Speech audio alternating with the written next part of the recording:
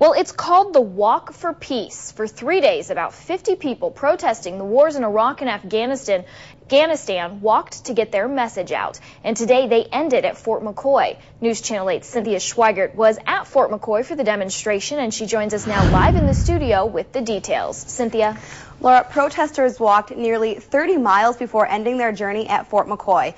Fort McCoy police shut down and blocked off their main gate when the protesters arrived, but that didn't stop many from trying to get into the base. When walkers got to the barricades, Fort McCoy police read a dispersal order, which says if demonstrators choose to enter the military base, they will be detained and ticketed for trespassing on federal property.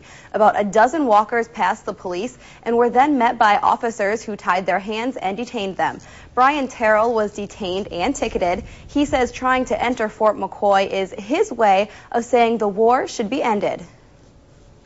It's the strongest statement that we can make. We've all written letters. We've all spoken to our representatives and everything, and it clearly isn't enough. Linda Fournier is Fort McCoy's public affairs officer. She says people have the right to protest the war, but entering the military base without permission risks the safety and security of troops staying at Fort McCoy. Obviously, with two wars going on, there's a lot of emotion about those conflicts, and folks are out and they want to get people's attention, let them know that these wars are going on, not to forget that. And of course, that's their freedom, that's their right to do that. Fournier says this is the third round of war protesters she's seen at the base, and Laura, that first group came around this time last year.